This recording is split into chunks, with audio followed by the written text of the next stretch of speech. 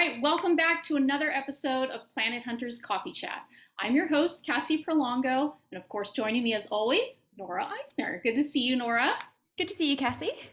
But as you can see, it is not just us two. We have another guest joining us today. We have Abby Frost joining us. Abby, I thought you could take just a few moments to introduce yourself and just a little bit about your background for our guests. Sure. So hi, everyone. My name's Abby. I'm a postdoctoral researcher at KU Leuven in Belgium. And most of my research focuses on kind of the behavior of massive stars and in particular their formation. So where they come from, how you get a massive star out of a big kind of star-forming nebulae and how they behave differently and form differently to stars like our sun. And yeah, thank you very much for having me today. Oh, bless. Well, thank you for joining our coffee chat. This is something that we've talked about before that we wanted to move into, having more guests. So we hope that you guys really enjoy today's episode. Okay, so if you haven't seen last week's, highly recommend that you do. And why haven't you? You should subscribe to us and definitely take a look because it's really cool. We're going to continue on what we were talking about before. And that was basically looking at the Planet Hunters Test 4, a massive, compact, hierarchical triple star system, TIC ID 4707, 10327, looking at Nora's paper and contributors to her paper. So maybe, Nora, it would be good for you to just do a quick summary for anybody joining us now. It's one of my favorite star systems, TIC 4707, 10327, as you said. And in the first episode that we did on this target, we talked a little bit about the test light curve and about the different periodic signals that we see in there. So we have a 1.1 day signal, we have a 9.97 day signal, and then we have those various other lower amplitude signals that we're not quite sure where they're coming from. And in addition to those, we also have eclipse timing variations with a 52-day signal. And as we discussed in last week's episode, we have radial velocity variations also on that 52-day orbit, which in total gives us a triple system where we have a 1.1 day binary and a 52-day star going round that. And what we know about this system is that all the stars are very massive. So the outer star, the one on the 52-day orbit, is around 15 solar masses, so really, really massive. And the inner two stars are around 5 or 6 solar masses each. And because they are so big, it's so exciting to have Abby here to tell us more about how this system formed, because she's the expert. So I guess that we're kicking the ball over to you now, Abby. Maybe if you could talk just a little bit before we go into it, like the things that you specifically work on, and then talk a little bit about how a massive star is formed after that. Okay, so I guess the two are kind of intertwined because what I do is I try and work out how we get from that cloud to a single star, because all stars, including like low mass stars like our sun and massive stars, form out of these big clouds of star-forming gas and dust. And essentially the way you get from that cloud to kind of eventually a star is you go through a series of hierarchical collapses. You know, you have your molecular cloud that collapses into kind of long, elongated, dense structures called filaments. Along those filaments, you have individual cores that are popping up and forming. And within each of those cores, you can either form like a single star, or you can form maybe a multiple system of stars. And working out the differences between these different cores and why that happens is something that is of great interest to those of us who are studying star formation and also massive star formation. But also we can look at the smaller scales as well. So once you have that core, and this is mainly what I do, you want to work out how you get from this kind of dusty, dense core to eventually a star that is like fusing and living its main life cycle. So how it goes from that kind of core through a protostar stage and into a fully formed star. And again, this involves like some levels of collapse. So essentially you have like your dense semi-like spherical core of material, and that's going to collapse under gravity. As this happens, it becomes more and more opaque, so it's more difficult for radiation to escape. And so it begins to heat up. And the central region of this core is where all the mass is going. So this is going to become eventually the largest mass area of this core, and eventually that will feed mostly the main protostar. But also you still have the surrounding material as well, which you can call like an envelope of dust is usually the word that we call it. As it gets smaller though, in order to conserve angular momentum, this core isn't static, right? It's going to have some kind of motion within this cloud. And so as the radius decreases, the angular velocity of the core increases. And so you get this kind of spin up behavior, which spreads material out into the plane of rotation. Like if you're throwing like a ball of pizza dough, then it spreads out into that pizza shape. So this is kind of what's happening. And then the material surrounding that kind of spread out pizza disc shape in your core also will be being fed material from the surrounding envelope. You'll have some kind of outflows that are generated because this central hot region that is the protostar is, creating a lot of energy, and so that has to go somewhere. And it's easier for it to go not through the disk but away from the disk, and so you kind of get it perpendicular to your disk, and all this kind of radiation is flowing out in that way. And that disk can go through as a different phases as well. And one thing I think is very relevant to this source is like the one thing that we think happens is in the same way that we think our planets formed out of the disk in our solar system, stars can also form out of these disks as well. If you have enough mass and you have enough time to push all that mass together and to form another star. And we call this fragmentation or disk fragmentation. And so this process can help you form 2 stars in a system as opposed to just one. And so one thing that I'm trying to do also working with a PhD student of mine, Emma Borges, trying to work out how we get these multiple systems for massive stars, as well as tying the star formation to the kind of massive multiple systems that we see. And that's kind of work that I tend to do. So two things. First of all, that was fantastic. Great summary. First of all, I appreciated the pizza analogy because I gravitated to that right away as an Italian. And so that was a fantastic analogy, and I understood that. But so to further clarify, so the more massive stars form in the middle, and the less massive ones form around it. Is that correct? And that's because of, well, maybe if you could further clarify that a little bit. Yeah, so the whole collapsing core is centrally condensed. So the most material is gathering in the center. So and that's where you expect, if you only have one star to form, that's where you would expect that to form. But then you can have secondary collapses in the kind of remaining material surrounding that star in this disk, and they could form either planets or maybe smaller stars. But you usually, because you have less material than when you have the first initial collapse, you would usually expect there to be smaller bodies there, not something comparable to the size of the central star that's forming in the middle. Right. So to kind of summarize that, we have that massive cloud of gas and dust, and that collapses, forms that massive star in the middle, a disk forms, and then smaller stars can form out of that disk around it. So kind of linking that back to TIC 4707-10327, what does that mean for this system? Is that can you talk a little bit about that?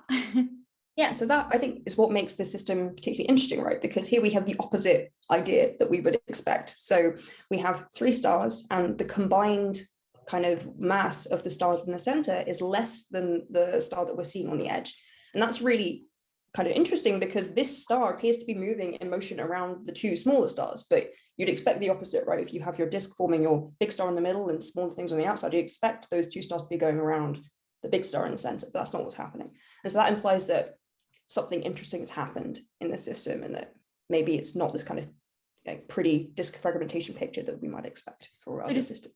Oh, sorry. So does that mean that disk fragmentation scenario can't have happened because it's the opposite to what we would expect from that kind of formation? So I think it couldn't not have happened. I think particularly if we think about, because we have a triple, not just a binary, because we have that inner binary system, I think that could have formed through disk fragmentation because the stars are much more comparable in size. There isn't, one isn't, many solar masses greater in size than the other. So I think that could have definitely formed the close binary that we see in the center, but I think it's unlikely that that big third companion formed in the same disk as those 2 stars, which could have formed in a disk at a different stage. So I think it's cool because I think we have a combination of different kinds of fragmentation happening, which could have kind of brought the system together in the way that we see it today. So you're saying that the inner binary formed by this disk fragmentation from that disk, and the other star formed just somewhere nearby, but it's quite close to the binary. So how would you explain that? Would you explain that in it formed much further away and kind of moved into this triple system, or did it form where it is, or did they all form further away from each other and migrated or moved to where they are now? So there's a few things that could happen. So in addition to disk fragmentation, we also have a thing called core fragmentation. So sometimes, depending on potentially like turbulence in the region or other kind of physical effects that may be happening within the core, you might not form just one star. You might have kind of different epochs of a collapse within a singular core. And so, for instance, we could have the situation where this larger star has formed in isolation out of one collapse in the core, and then this binary has formed in another collapse. And then thanks to the dynamics of all the stars interacting within this kind of pretty small area, they've kind of kicked each other into a new kind of orbit and a new kind of family. And that's how we have this kind of larger star now orbiting this kind of lower mass binary system in the center. Because there are also stars further out than these three, right? And they could also have some dynamical effects, could kind of nudge the third star into a kind of stable orbit around this binary system. So yeah, let's talk about those other nearby stars. So we mentioned in one of our previous episodes that there is a star relatively close by. It's 0.5 arc seconds away. So we think that this could also be linked to the system. So now we have, instead of 3 stars, we have 4 stars. Do you think that would have been one of those stars that affected the formation of this system, or is that evidence for one of these theories over another one? I think that it definitely will have had effect. I think there's a lot of work coming out at the moment, particularly mostly focused on triples, but also higher order systems, where the dynamics and or even just the presence of outer companions can kind of what we call harden the orbits and push more distant companions into closer orbits around each other. So that could also have helped to kind of shorten the orbit of the inner binary, because it is 1 day, which I think is pretty short. But then we also, an outer star could have nudged the third star into a more stable configuration around that binary as well. So it definitely is important, and the gravitational potentials of all these stars are interacting at some low level, and I think it only takes like one flyby to give you the push you need to enter a new configuration. So I think it's definitely an option, I think. Okay. So is this kind of configuration where we have, I guess there's 2 unique things that are slightly, or 2 special things about this system. We have the kind of tight orbits, and we have the fact that the outer star is more massive than the inner, combined mass of the inner 2 stars. So can you maybe comment on how rare this is, or how common this is? And yeah, I guess. I think this is certainly the first time I've heard of a system where it's so kind of compact and localized, where you have this kind of such a hierarchical triple, but in the weird sense of the world, a hierarchical triple in the weird sense of the word, just because, yeah, this mass imbalance is unintuitive. And it was really nice when to see the work in progress, because I was like, this is really cool. Like, I've never heard of something like this before. So I was really happy to be involved and get involved, because I thought this is interesting and I want to learn more about it. No, that was fantastic. I was just going to ask, had you seen anything like this previously, or what other work have you done that's close to something like this? So usually when I think about kind of triple systems from the star formation perspective, I've read a lot on the kind of modeling end. And so I know that, you can have this disk fragmentation, and then these forming outer stars can move into close orbits and form spectroscopic binaries, or they can even be absorbed, and in some cases they can be thrown out. But this is the first time that I'd seen like observations of the fully formed system in such a weird configuration. And also, even then, compared to the modeling, we still expect the most massive star to be in the center. So in all aspects, this was kind of something quite new and exciting for me. And so I was happy to get Jumping out of the bed, exciting. I know that Nora got really excited about it. We keep teasing her that when I heard about it, I was like, oh, okay, yeah. I'm interested. I'm interested. Okay, I don't need coffee today because this is going to be my caffeine. I'm really excited. I love hearing how excited scientists get about these things. It's so cool. I do like the system. I have another question, actually. So going back to all these multiple signals. So another thing I mentioned at the start is that we have kind of that 1.1 day binary, the 9.97 day orbit, and the 4.3 day binary signal in there. So of course, the triple is the 1.1 and the 52 day, but we seem to have these other eclipses. Do you think it's likely that all these eclipses are related, from a formation perspective, are related to the triple? Or do you think that they're most likely just line of sight binary, so background kind of contaminants. I don't know whether you have any thoughts on that. We've been getting a lot of emails about this and whether they could just be line of sight. How likely is it that we have 3 eclipsing binaries right on top of one another that we can't distinguish from one another? I don't know. I don't know whether you have any thoughts on that. Yeah, I think it's always a possibility, but I mean, the only way we can distinguish between one way and the other is to continue to monitor systems like this and see exactly when things reappear, whether they don't reappear. I mean, obviously there's limited times because, you know, we're operating on human lifetimes, and, you know, these are much, much longer than that. So there's limited what we can do. But yeah, I think there is always a possibility, but, you know, that's why we continue monitoring. And I think, you know, I think it would be unlikely that every single period that we're eclipse that we're detecting isn't related, given the small distances that are involved in the small separations. So, so you think they are related? Yeah, I can't say either way because we don't have like multi-epoch data, or at least I haven't seen it. So I mean, it's a possibility, but yeah, I'm not sure. That'd be fun. Maybe this is not a triple system, but I don't know how many we're up to. A quintuple? I think it's more than that. Yeah. Something crazy. So what would be the next steps for you then, Abby, to continue to gather information to see, like what Nora was saying, to confirm whether this is a triple or if this is like a quadruple or whatnot? How would you continue to just monitor it, or what would you be using? So yeah, I think continuing monitoring would certainly be important. However, I'm a big fan of combining different data sets and getting more data for things. And in particular, I'd be keen to see what interferometry could help tell us about the system. In particular, to kind of, if you think you've got these multiple eclipsing events happening in a small region, depending on the distance to the source, maybe you can resolve the individual stars like from interferometry data, because, you know, interferometry can tell us about not only how many components we have, but also, you know, their spatial distribution, and also, you know, their brightnesses and how they may relate to each other. So I think that could be cool. And also doing that over multiple times could also be fun as well, because then we could also try and constrain an orbit from that data as well and get an independent kind of check of what we are looking at, which would be quite cool.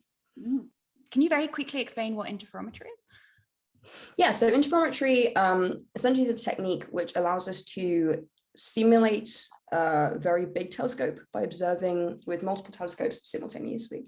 So generally with observing, if you're doing imaging, for example, the rule is that the bigger your telescope, the smaller the details that you can resolve in your source. But, you know, there's always a limit as to how big we could build a telescope due to engineering or money or whatever.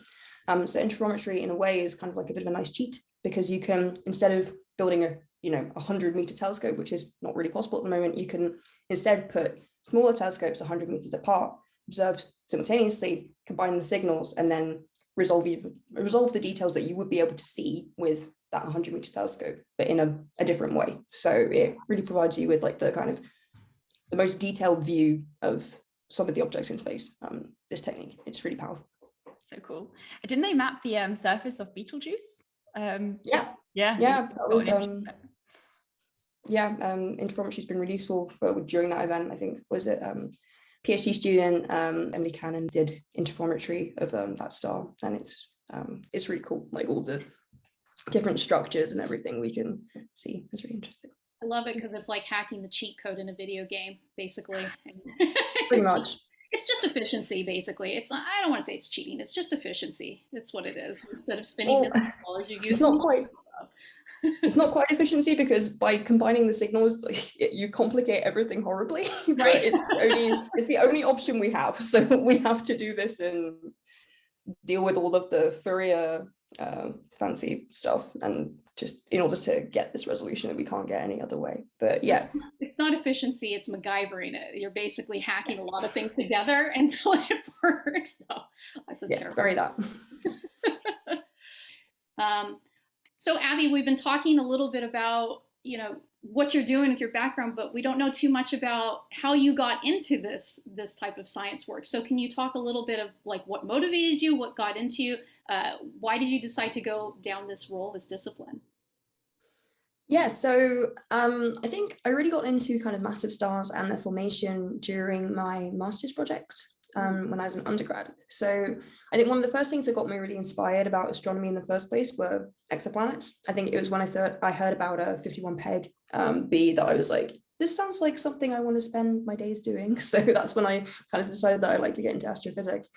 But then I went to uni and I got exposed to a lot more, astrophysics, a lot more science. And I saw this project that I could apply for about star formation and kind of, and particularly massive star formation. And it was something like I never really considered. Like I knew that we had planets around other stars, but I didn't really think about how they got there. And I was like, that's seems really interesting to me. So I was able to do that project, and I was able to learn about all the kind of complex environments that are surrounding these forming massive stars. And I thought it was really interesting. And so when I decided to do a PhD, I continued kind of following that path, although using like slightly different kinds of observations and different techniques.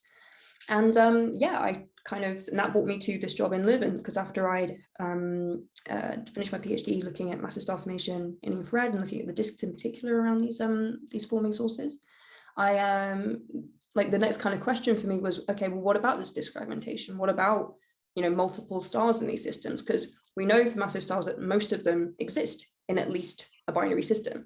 And so kind of marrying my kind of PhD work on the formation to this multiplicity was something that I was really interested in pursuing. And that kind of brought me to the Leuven group. And that's essentially what I'm trying to do now during this job, is kind of bring the two together, which is proving like there's lots of stuff to think about and it's really interesting. But it's, I really like it. So it's really good. Fantastic. Nora, did you have any other questions that you wanted to ask Abby? Yeah. Can you, so right at the beginning, going back to right at the beginning when you talked about what you work on, so you say you work on massive stars. Can you, what do you consider a massive star? And yeah, what do you consider a massive star? Okay, so I think I consider a massive star something that is at least 8 times the mass of our sun. I used to work, well, during my PhD, I was mostly looking at the formation of O stars, which are kind of the higher end. So, 15 solar masses and above, and these are the ones which are like, the big powerhouses of galaxies and stuff, the ones that can really change the areas that they're in, or even the behavior of galaxies on a whole.